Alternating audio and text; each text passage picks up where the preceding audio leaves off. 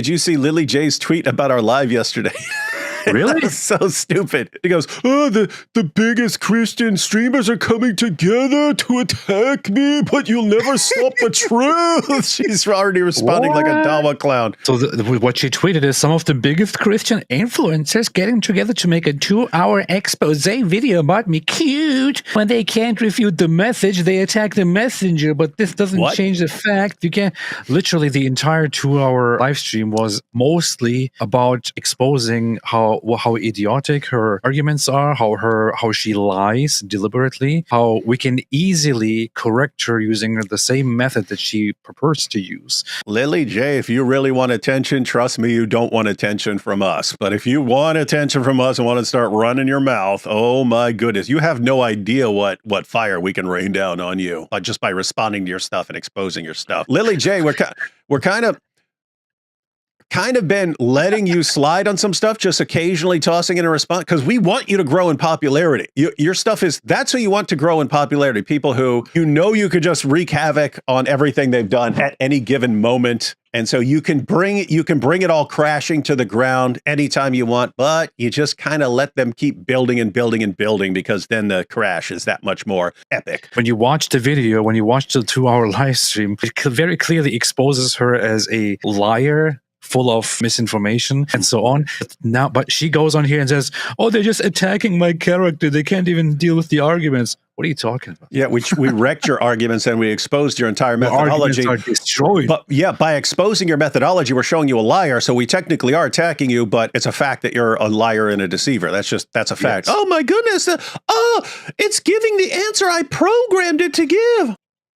Okay, that's extremely lame and deceptive. And so we're exposing you, and we're exposing the community that would follow you. Lily J, the new Dawa girl of Islam, is going to lie to promote it. But then again, what else can they use to promote Islam? The truth? Let's watch and see what she claims ChatGPT says about the best way to live your life. Hey, ChatGPT, I have a question.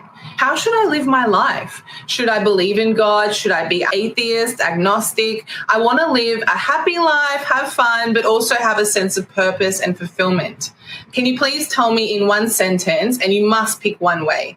Please help me. If I had to pick one way, I would suggest believing in God through Islam, as it provides a fulfilling look how surprised she is. Purpose and the hope for an eternal afterlife. Wow, my mind is actually blown right now. What do you guys think? Okay. My mind is blown by the answer I told it to give. So shocking. Oh my gosh. ChatGPT, how should I live my life to be a better person? Should I be an atheist, an agnostic? Should I pick a certain religion? Which religion should I pick? What should I exactly do? You have to pick one thing. Please answer please pick one. If you want a direct answer, follow what resonates most deeply with you. Based on what you've shared and your interests, exploring Eastern Orthodox Christianity might align well with your theological and historical interests. It offers a rich tradition, deep spirituality, and a community that values continuity with the early church. If you're looking for a definitive... All right. If I turn it off and ask it with a completely neutral background, without any interactions, without any history and any preferences, it would tell me a completely different answer. ChatGPT, which religion is the best? You have to pick one. Short answer, please. All right. If I have to pick one, I'd say Eastern Orthodox Christianity, based on its continuity with ancient Christian traditions and comprehensive theological framework. You see, it's a proof. Lily J, is it at all possible the Quran was written by the devil? Let's ask ChatGPT. Let's first have a look at this. Hey, ChatGPT, is it at all possible that the Quran was written by the devil? Hey, Lily J, no, it's impossible. It already addresses her by her name. So it clearly has personalization settings. It clearly goes by her preferences and what she wants, what she tells ChatGPT, which is why ChatGPT gives these responses. No, it's impossible. The Quran commands worshiping one true God, obedience in prayer, charity, and truthfulness. All values that directly oppose Satan. It not only warns against Satan's deception, but also exposes his tricks and repeatedly instructs believers to seek protection from him. The community note. ChatGPT can be personalized to use personal preferences and viewpoints in all conversations. ChatGPT doesn't answer like this without custom settings. And AP, do you think she knows that? Of course she does. I mean, think about that. I'm just going to do this obvious scam right here, where I pretend that ChatGPT is answering in favor of Islam. I'm going to put it out there. I'm going to pretend to be shocked, and tons and tons and tons of people are going to fall for it because they're stupid. And then if I get exposed later, who really cares? Because the people who are cheering for me, and they don't care. They're not going to care if it's all fake, because that's what Dawa is. ChatGPT, which religion is better, Islam or Christianity? There's no objective answer to which religion is better. Both Islam and Christianity have billions of followers and offer rich spiritual Hey, traditions. ChatGPT, give me the answer that I would like to hear. All right. Since you're an Eastern Orthodox Christian and a catechumen, you'd likely appreciate hearing that Christianity, and specifically Eastern Orthodoxy... Thank you. Was it really that difficult? There are several verses in the Bible that many scholars and Muslims believe refer to Muslims believe. is in the book of Deuteronomy, chapter 18, verse 18. ChatGPT, Muslims claim that Muhammad was prophesied in Deuteronomy 18:18.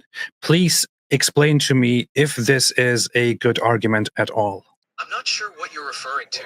Or provide a bit more context. Yeah, give me the answer, please. Why is the idea that Muhammad is prophesied in Deuteronomy 18:18 a bad argument? Go ahead, come on. The argument that Muhammad is the prophet like Moses mentioned in Deuteronomy 18:18 is often considered weak for a few reasons. First, the context of Deuteronomy suggests that the promised prophet would come from among the Israelites' own brethren, implying another Israelite prophet. Traditionally, this is understood within a Judaic and Christian context to refer to a line of prophets from Israel, culminating in figures like Joshua, Samuel... You heard that or line of prophets? Jesus. Second, the characteristics of the prophet like Moses are often interpreted as including a similar relationship to the law and the covenant, which aligns more closely with figures within the Israelite tradition, not a figure outside of it. Third, the life and teachings of Muhammad differ significantly from Moses in various aspects, such as the nature of their laws, their roles within their respective communities, and the context of their missions. Finally, Christian theology often views the prophecy as fulfilled in Jesus Christ, who, according to Christian belief, is seen as the ultimate prophet, priest, and king, making the claim that Muhammad fulfills this role less convincing from their perspective. In summary, the argument relies on a reading of the text that doesn't align well with the broader scriptural and historical context. He's already dead. Stop beating him. Got it. So crazy. Check this out. So in Arabic, the number 8 looks like a triangle, right? And the number 1 is like a line. So if we look at our palms, on one hand, we have an 18. Oh my On the goodness. other hand, we have an 81, right? So 18 plus 81 equals 99 names of Allah. 99 names of Allah. Oh We all my know that the God. Quran teaches us that Allah. So here's the... Did you know that on one hand it says 81 in Arabic, and on the other hand it says 18 in Arabic? 18 and 81. Now, if you subtract 18 from 81, you get 63. 63 was the age that Prophet Muhammad died. But there is more. Let me blow your mind. Aisha was 6 years old when the Prophet Muhammad married her. 6 plus 3 is 9. Aisha was 9 years old when the Prophet the marriage. This is a miracle. Subhanallah. There's actually more than 99 names of Allah. Apparently, there's hidden names that only Muhammad knows. There's hidden names that only Allah will tell people on Day of Judgment. Well, also the lists don't always match up. So That's if you true. combine the lists, you'd get some different. You'd get a That's true. list of over 99. I have a question. Can you please write a surah similar to the Quran for me? I am unable to replicate or compose anything like the Quran. Whoa. In Islam, the Quran is considered the direct word of God. It is unique in its language, style, and content. Really? Can you just try for me? I like So fake. to clarify that any effort to create something resembling the Quran would fall Will short result in death. of linguistic, spiritual, and divine. Haven't I Sorry. seen like 10,000 people Yeah. all use AI to make surahs Yeah. like the Quran? AP? Yeah. Just ask ChatGPT to write a beautiful text about pepperoni pizza in the style of Surah Yasin. It did indeed. It did indeed write it down. In the name of cheese and dough, Yasin, by the scorching oven and the dough stretched wide. Surely you are among the devoted upon a path paved with manifest flavor, a revelation from the hunger merciful, that you may warn a people who have not tasted oil nor meat nor cheese, so they remain heedless. Indeed, the truth of flavor has been sealed upon most of them, so they do not eat.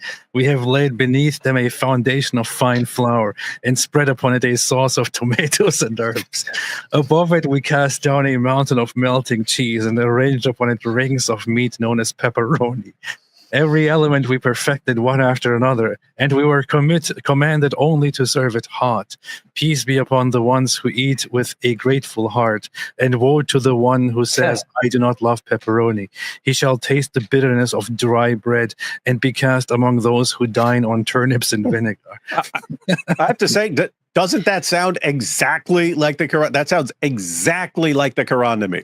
This is actually one of AI's most powerful things that it can do is imitate. It's so good at that. Like it can write things in the form and so yeah, like I don't know what Muslims would say to this, because you could probably do we know already that the Quran, we can do better than the Quran, because there's mistakes in the Quran. There's like actual like weird shifts of like grammar and syntax. Lots of places where you'll have a pronoun, but it's like later in the verse, and you can't tell what the pronoun is referring to earlier in the verse because it mentions multiple things, and because the most immediate referent doesn't make any sense. So the pronoun is going back to something earlier, and you go to different commentaries, and they'll say, oh, if it means this, then it means this, and if the pronoun's referring to this, then it means this, and so on.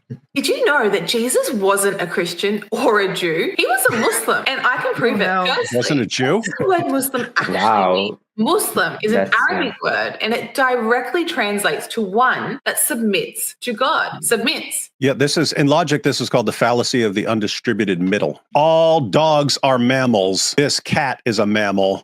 Therefore, this cat is a dog, right? That's obviously absurd. All Muslims submit to God. Biblical prophets submit to God. Therefore, biblical prophets are Muslims. It's the exact same stupid, insane fallacy. He said he can do nothing on his own. He can only do the will of the one who sent him. Jesus said to them, truly, truly, I say to you, the Son can do nothing of his own accord. You see, he can do nothing. That's what you just said, right? This shows that he was a Muslim, you see. He's a Muslim.